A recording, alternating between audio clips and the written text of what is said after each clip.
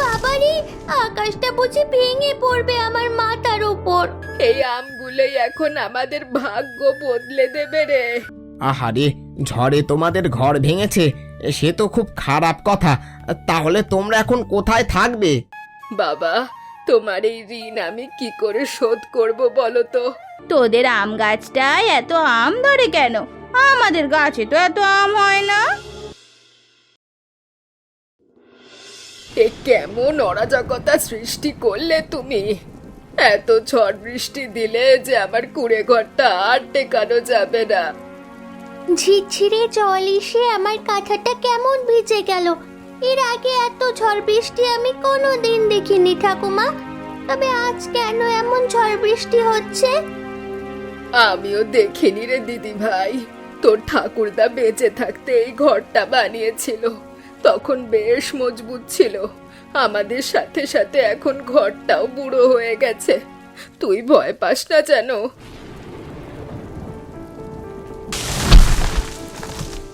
হায় হায় হায়, গেল গেল, চালটা বুঝি উড়ে গেল।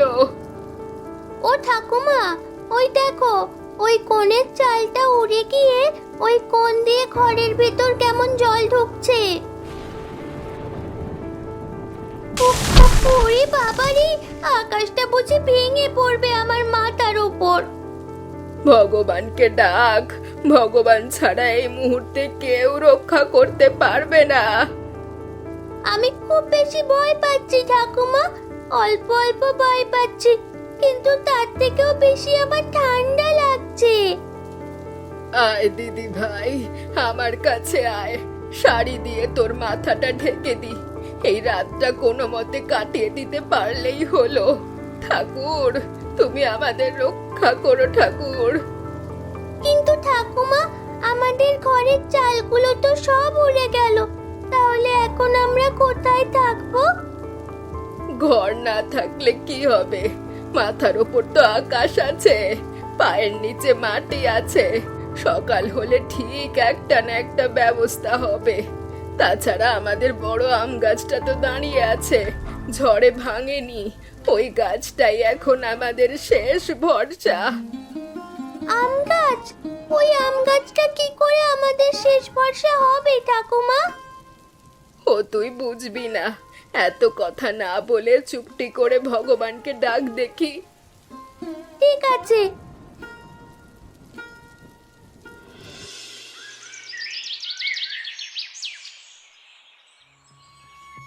হায় ভগবান, পুরো বাড়িটারে কি অবস্থা করেছো তুমি! ঘরের দেওয়ালগুলো যে সব ভেঙে গিয়েছে। এখন আমরা থাকবো কোথায়? ঠাকুমা, দেখো দেখো, ওই দেখো, উঠোনে কত আম। ঝড়ের কারণে আমাদের গাছের আমগুলো সব ঝরে পড়েছে। আরে তাই তো। হায় ভগবান, এ বুঝি তোমারই লীলা। ঘর নিলে, থাকার জায়গা নিলে, কিন্তু উঠোন ভর্তি আম দিলে। ওরে টুনি, এই আমগুলোই এখন আমাদের ভাগ্য বদলে দেবে রে। আম আমাদের ভাগ্য বদলে দেবে? কি করে ঠাকুমা? ওরে বোকা মেয়ে, এই আমগুলো আমরা বাজারে বিক্রি করব। তাছাড়া এই আমগুলো অনেক সুস্বাদু আর মিষ্টি, চড়া দামে বিক্রি করা যাবে। বর্ষার শুরুতে আমের চাহিদাও বেশি থাকে, আর এই আম বিক্রির টাকা দিয়ে আমরা নতুন ঘর বানাবো, বুঝলি? বুঝলাম, কিন্তু ঠাকুমা, আমরা দুজন মানুষ এতগুলো আম একসঙ্গে বাজারে নেব কি করে? ঝুড়িতে করে নিয়ে যাব। একবারে না পারলে 2-3 বারে যাব। হ্যাঁ রে দিদি ভাই, তুই আমাকে সাহায্য করবি তো? অবশ্যই করব ঠাকুমা। আমি মাথায় করে আমের ঝুড়ি নিয়ে যাব, আর তুমি শুধু বাজারে বসে বসে বিক্রি করো। আমি থাকতে তোমার চিন্তা কিসের? ঠিক, একদম ঠিক। তুই থাকতে আমার আবার চিন্তা কিসের? এখন চল, আগে আমগুলো তুলি, তারপর ভালোগুলো সব আলাদা করব, বেশি পাকাগুলো আলাদা। তারপর বিকেলে বাজারে যাব। ঠিক আছে ঠাকুমা।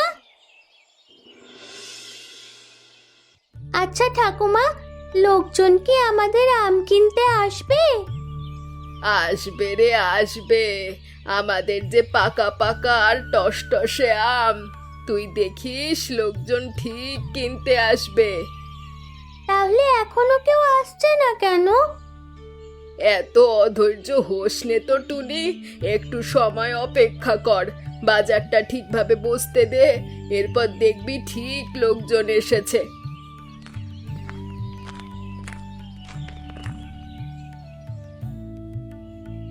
ও বাবা, এত ভালো আর টসটসে আম!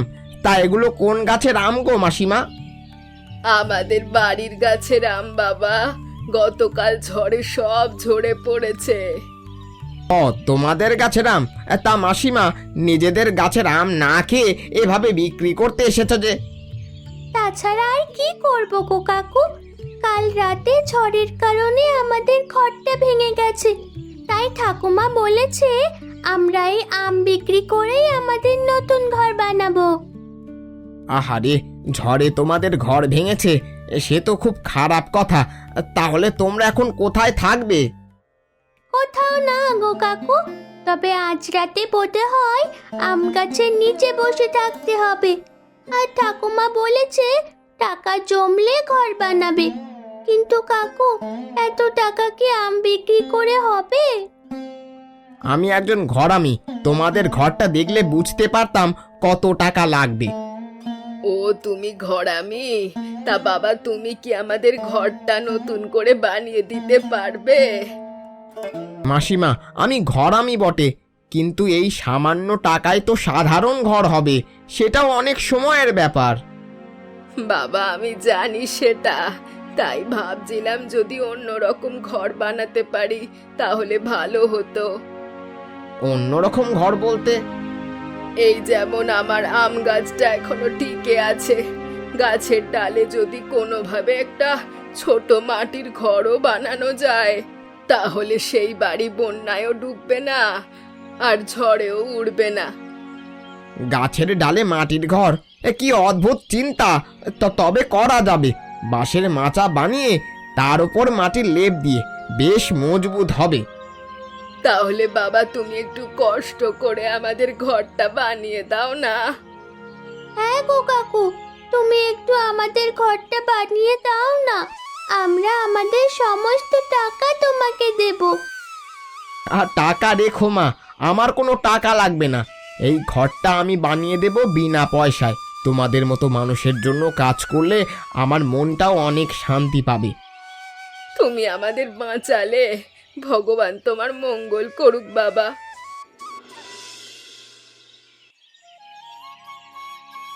ও ঠাকুমা, দেখো দেখো, গাছের ওপর কি সুন্দর ঘর! আমার যে কি আনন্দ লাগছে! আমরা এখন থেকে পাখিদের মতো থাকবো। তুমি তো জাদু করে ফেললে, এই ঘরটা দেখে মনে হচ্ছে স্বপ্ন দেখছি।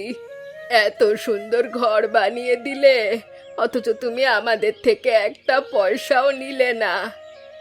মাসিমা, পয়সার চেয়ে বড় হচ্ছে মানুষের আশীর্বাদ। আপনি আমাকে মন খুলে আশীর্বাদ করুন। আপনার আশীর্বাদই আমার সব থেকে বড় পাওনা। আমি তোমাকে মন খুলে আশীর্বাদ করছি বাবা, ভগবান তোমাকে আরো অনেক দিক। তবে বাবা, ঘরটা কিন্তু বেশ মজবুত হয়েছে, বৃষ্টিতে জল ঢুকবে না, বন্যাতেও না। কিন্তু ঠাকুমা, গাছের আমগুলো কি হবে? সেগুলো কি এখন টুপটাপ করে আমাদের শরীরে পড়বে? না গো মা, না, আমগুলো তোমার শরীরে পড়বে না, উল্টে তুমি ওদেরকে হাত দিয়ে ছিঁড়ে খেতে পারবে। তাই নাকি? কি মজা, কি মজা! বাবা, তোমার এই ঋণ আমি কি করে শোধ করব বলো তো? আমার যে তোমাকে দেওয়ার মতো কিচ্ছু নেই।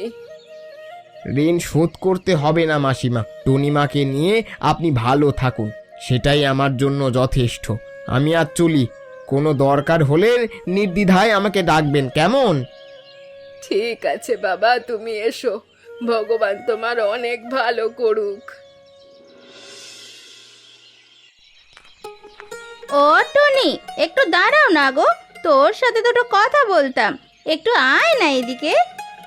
কি গো কাকিমা, তুমি আমাকে ডাকলে কেন? কিছু বলবে? কাল তোদের বাড়িতে নতুন ঘর দেখলাম, তাও আবার গাছের ওপর মাটির ঘর। কি অদ্ভুত ব্যাপার! কিন্তু টুনি, বল তো এটা কি ঠিক হলো? গাছের ওপর আবার মানুষ থাকে নাকি? হ্যাঁ, গাছের ওপর থাকে তো পাখি। হ্যাঁ, তোরা কি পাখি নাকি? না গো কাকি, আমরা পাখি না, আমরা মানুষ। তবে তুমি তো জানোই, আমরা আগে যে বাড়িতে থাকতাম সেটা ঝড়ে ভেঙে গিয়েছে, তাই একজন কাকু আমাদের এই ঘরটা বানিয়ে দিয়েছে।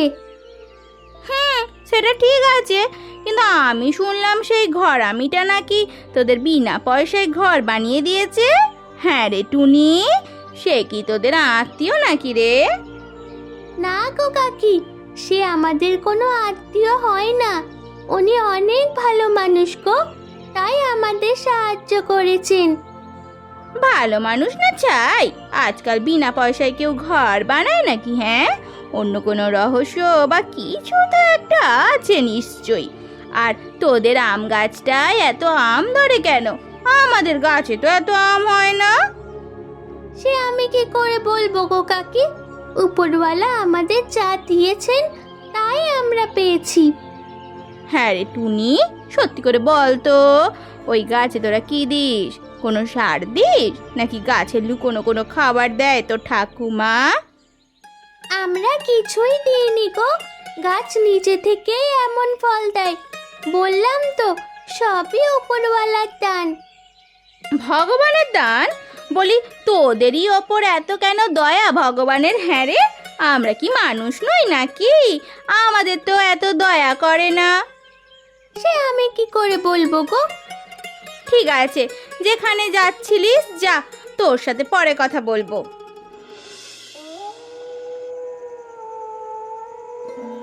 জানো ঠাকুমা, আজ কল্পনা কাকিনা রাস্তায় দাঁড়িয়ে দাঁড়িয়ে আমাকে কি সব কথা বললো, আমাদের ঘর নিয়ে, আম গাছ নিয়ে, কেমন বাজে বাজে ভাবে বললো। আমার খুব খারাপ লেগেছে। বুঝতে পারছি রে দিদি ভাই, আর কল্পনার কথা কি বলবো, ও তো এমনই, অন্যের ভালো দেখলেই যেন ওর বুকটা জ্বলে যায়। আমরা যখন কষ্টে ছিলাম তখন একবারও জিজ্ঞাসা করেনি কেমন আছি। এখন ঘর হয়েছে, একটু ভালো আছি, সেটাই ওর সহ্য হচ্ছে না, হিংসায় জ্বলে পুড়ে কাঠ হয়ে যাচ্ছে। আচ্ছা ঠাকুমা, ও যদি আমাদের কোনো ক্ষতি করে তখন কি হবে? ও সরাসরি আমাদের কিছু করতে পারবে না, জানিস তো দিদি ভাই, ওদের মতো মানুষের শুধু আমাদের পেছনে কথা বলবে, সুযোগ পেলে ক্ষতি করবে, কিন্তু ভগবানের কৃপায় আমাদের কোনো ক্ষতি হবে না। কিন্তু তারা এমনটা কেন করে? ওই যে বললাম, হিংসাতেই তো এমন করে। এই ধরনের মানুষকে চিনে রাখা ভালো, এদেরকে ভয় না পেয়ে চিনে রাখ, বুঝলি? আমি কাউকেই ভয় পাই না ঠাকুমা, তুমি আমার পাশে থাকলে আমার ক্ষতি কেউ করতে পারবে না। এই তো আমার লক্ষ্মী দিদি ভাই, এখন জলদি করে খাবারটা শেষ করে ফেল দেখি। বাইরে দেখ, ঝুপঝুপ করে আম পড়ছে, সেগুলো কুড়োতে হবে, এখন ওগুলোই তো আমাদের ভরসা। ঠাকুমা, কিছু কাঁচা আম পেড়ে আমাকে আচার বানিয়ে দেবে গো। তোর আবার আচার খেতে ইচ্ছে করলো? তোমার হাতের এই ডাল ভাতের সাথে আচার পেলে ভাত খেতে আরো মজা লাগে। তাই নাকি? ঠিক আছে, দেবক্ষণ।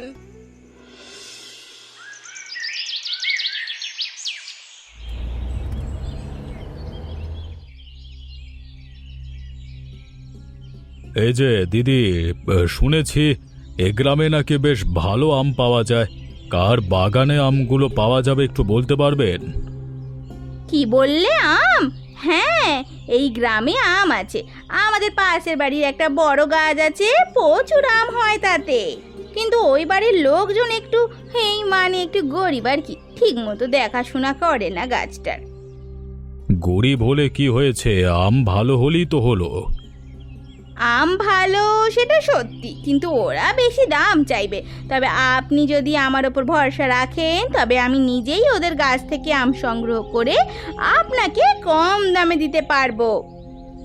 আপনি দিতে পারবেন, কিন্তু একটু আগেই তো বলছিলেন, মানে বললেন গাছ অন্যের, তাহলে আপনি কম দামে কি করে দেবেন? ওটা দেখার বিষয় আপনার নয়, এই ব্যাপারটা আমি বুঝে নেব। আপনি শুধু টাকা আমাকে দেবেন, বাকিটা আমি সামলাবো। দেখুন দিদি, এভাবে বললেই তো হয় না। আমি আমার ফ্যাক্টরির জন্য আম নেব, সেক্ষেত্রে আমার অনেক আম লাগবে। আমি নিজে কালকে একবার বাগানটা দেখব, তারপর বাকিটা বলবো। এতে আপনার কোনো আপত্তি নাই তো? যেভাবেই হোক এই সুযোগ হাতছাড়া করা যাবে না। ওদের আম বিক্রি করে টাকাটা আমি হাতিয়ে নেব। হে হে হে, দেখো কাণ্ড, আপনি টাকা দিয়ে আম নেবেন, দেখে বুঝে তবেই না নেবেন, এতে আমার আপত্তি থাকবে কেন? ঠিক আছে, আমি তবে আজকে আসি, কালকে এসে বাকিটা বলবো।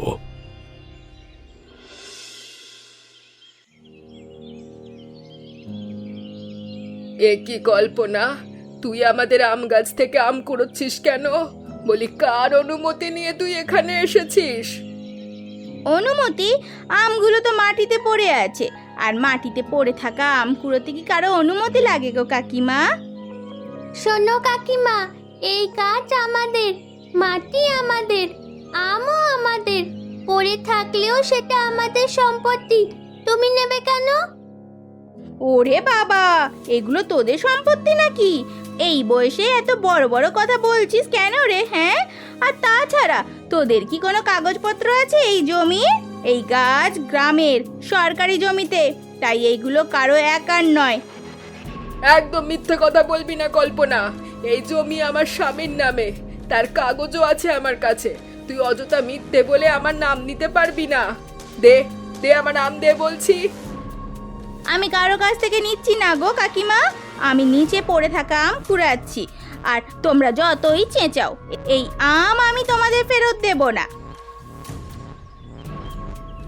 দেখলে ঠাকুমা, দেখলে কল্পনা কাকি কেমন ঝগড়া করে আমাদের আমগুলো নিয়ে গেল। লোভ মানুষকে অন্ধ করে দেয় রে দিদি ভাই, ওই কল্পনাকেও অন্ধ করে দিয়েছে। মহেন্দ্রবাবু, এই নিন 5 ঝুড়ি আম, সব ভালো, পাকা আর মিষ্টি। আপাতত এইগুলো নিয়ে যান, আপনি খেয়ে যদি ভালো লাগে তবে আবার আসবেন।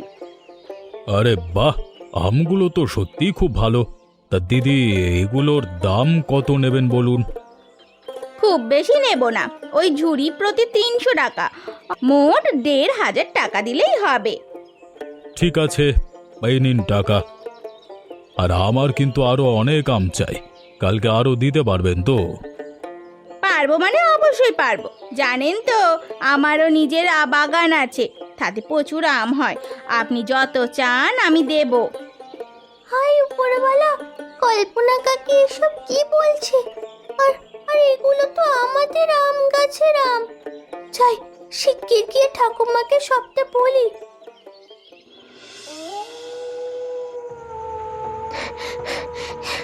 ঠাকুমা, ঠাকুমা জানো আজ কি হয়েছে?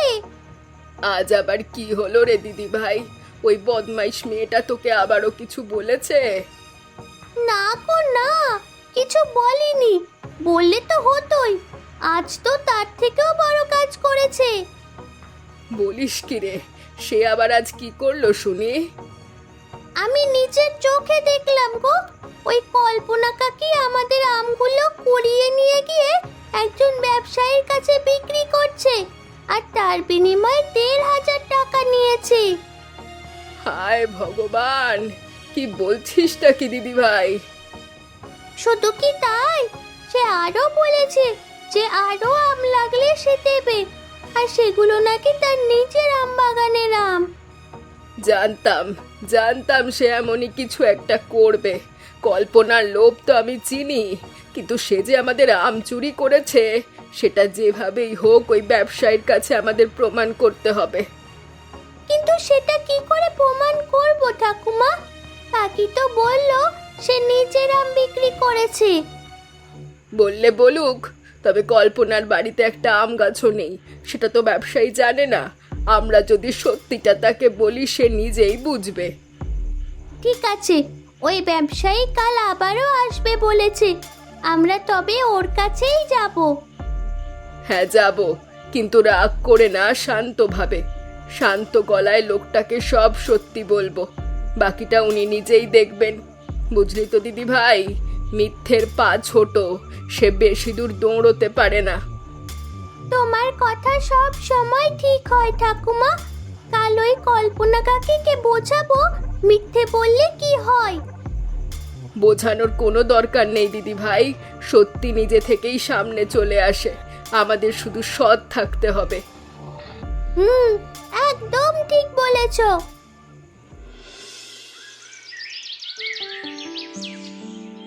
এই যে বাবা, তুমি কি আম ব্যবসায়ী মহেন্দ্র?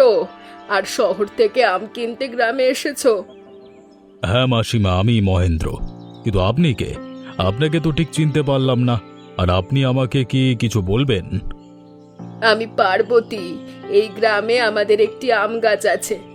বলতে পারো পুরো গ্রামের মধ্যে সব থেকে বড় গাছ আমাদেরই, আর তাতে প্রচুর আম ধরে। ও আচ্ছা, তাই নাকি? তাহলে তো ভালোই হলো। আমার তো প্রতিদিন অনেক আমের প্রয়োজন হয়, তাহলে আপনার থেকেও আম নেওয়া যাবে। তুমি কি আমাদের গ্রামে আরো কারো থেকে আম নিয়েছো? হ্যাঁ হ্যাঁ, আগামী কালই তো একজন মহিলার থেকে আম নিলাম। আজও তার থেকে আম নেব বলে এসেছি। কি যেন নাম তার? ও হ্যাঁ, মনে পড়েছে, কল্পনা। কল্পনা দিদির থেকে আম নিয়েছি। কিছু মনে করো না বাবা, কাল তুমি যে আমগুলো কিনেছো কল্পনার কাছ থেকে, সেগুলো আমাদের গাছের আম আসলে। মানে কি বলছেন কি এসব? কিন্তু কল্পনা তো বলেছিল এগুলো তার নিজের বাগানের আম। না গো কাকু, এগুলো তার গাছের আম না। কল্পনা কাকির বাড়িতে তো একটাও আম গাছ নেই। আপনি চাইলে ওর বাড়িতে গিয়ে দেখতে পারেন। ও আমাদের আম গাছ থেকে আম কুড়িয়ে আপনার কাছে বিক্রি করছে। আমি নিজের চোখে দেখেছি। তুমি সত্যি বলছো? হ্যাঁ গো হ্যাঁ, আমি একদম সত্যি বলছি। তাহলে ওই মহিলা কি আমাকে ঠকালো? কিন্তু আমি তো বেশ ভালো দাম দিয়ে আমগুলো নিয়েছি তার থেকে। দিয়েছো ঠিকই, কিন্তু সেটা আমাদের আমের দাম, ওর নয়। আমরা গরিব মানুষ বাবা, এই আম বিক্রি করেই চলি। কেউ চুরি করে নিয়ে গিয়ে সেগুলো বিক্রি করলে আমরা কি খাবো বলো তো? মাসিমা, আমি আসলে বুঝতে পারিনি, আমারও ভুল হয়েছে। আমার যাচাই না করেই আমগুলো কেনা উচিত হয়নি। আপনি কোনো চিন্তা করবেন না, আমি সময় করে গিয়ে দেখে আসব কার গাছ কোথায় আছে। হ্যাঁ বাবা, তাই করো, সেটাই ভালো হবে।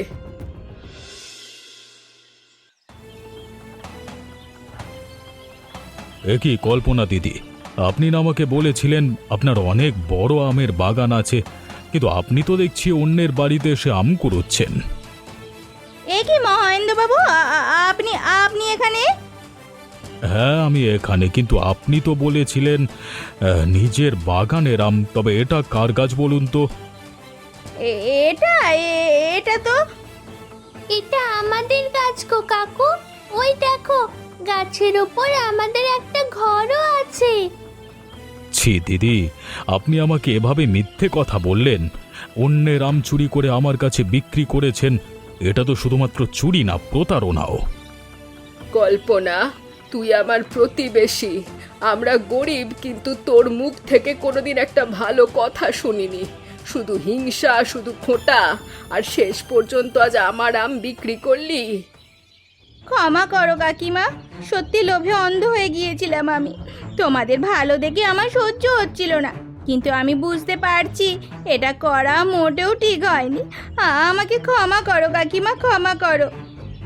নিজের ভুল বুঝতে পেরে ক্ষমা চাওয়া ভালো, কিন্তু দিদি আমার দেওয়া টাকাটা আপনি মাসিমাকে ফেরত দিন। এগুলো তারই প্রাপ্য। আমি আজকে আসছি, কালকে দুপুরে আবারও আসবো। হ্যাঁ হ্যাঁ, আমি এক্ষুনি কাকিমাকে টাকাটা ফেরত দিচ্ছি। এই নাও কাকিমা, এই নাও তোমার টাকা। আশা করছি আর কখনো এমনটা করবি না কল্পনা। এবার অন্তত স্বভাবটা বদলা। আর লজ্জা দিও না কাকিমা, সত্যি আমি ভীষণ লজ্জিত। মাসিমা, এ আমের চাটনিটা কি দারুণ হয়েছে।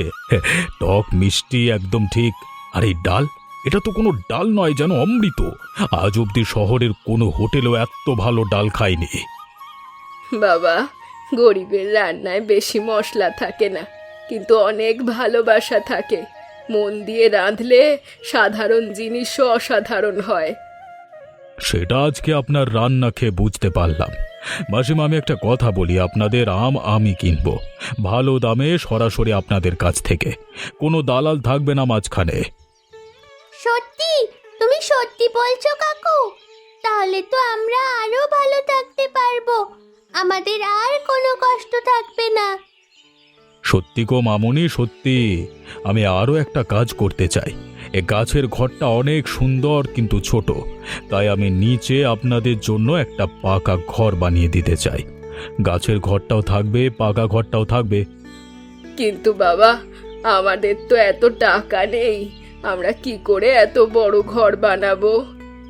আপনাকে কোনো টাকা দিতে হবে না মাসিমা। আমি একজন বড় ব্যবসায়ী হলেও আপনাদের এখানে এসে বুঝলাম, ব্যবসা শুধুমাত্র টাকায় হয় না, মানুষের সাথেও হয়। আপনাদের সঙ্গে এই সম্পর্কটা অনেক দিন ধরে রাখতে চাই। আমি একদিন তোমাকে বলেছিলাম এই আম গাছটাই আমাদের ভাগ্য বদলে দেবে। দেখেছো ঠাকুমা, আজ কিন্তু সেটাই হচ্ছে।